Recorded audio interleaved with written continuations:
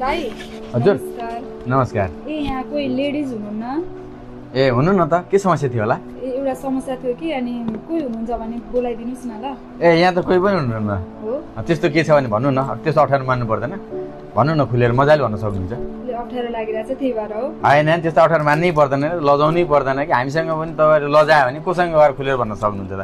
तपाईँको समस्या के हो त्यो मजाले राख्न सक्नुहुन्छ। दाइ भर्खरै बिहा गरेको हो कि। हजुर। अनि त्यो हुँदाखेरि केही अस्थायी साधनको बारेमा बुझौँ कि भनेर नि। ए हजुर, तपाईँले प्रयोग गर्ने कि तपाईँको श्रीमानले प्रयोग गर्ने? श्रीमानले होइन, म मिल्छ भने मैले नै प्रयोग गर्न मिल्ने खान मिल्ने केही छ त्यस्तो? ए त्यस्तो हो भने भन्नु न, मजाले खुलेर भन्न सक्नुहुन्छ तपाईँले। हजुर यो सुनौलो गुलाब तपाईँले दैनिक रूपमा चाहिँ प्रयोग गर्न सक्नुहुन्छ है। म तपाईँलाई चाहिँ खाने युज पनि खाने तरिका पनि सिकाइदिन्छु ल।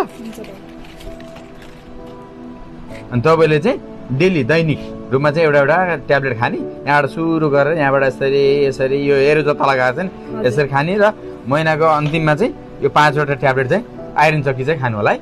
यो खाने भनेको चाहिँ मेन्स्ट्रुएन्स भएको 4 दिनपछि मजाले खान सक्नुहुन्छ है।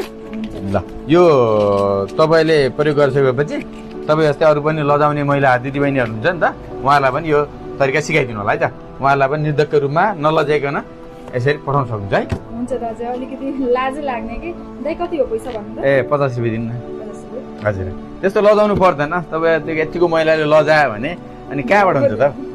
ए ल ल हस् धन्यवाद है। यस्तो कुराहरूमा लजाउनु हुँदैन, यस्तो कुरामा एकदम खुलेर बोल्नुपर्छ ल। हस् धन्यवाद। हो नि त भइहाल्छ नि, तपाईँहरूकै सेवाको लागि हामी बसेको, तपाईँहरू नै हामीसँग लजाउनु भयो भने कोसँग चाहिँ खुलेर भन्न सक्नुहुन्छ त?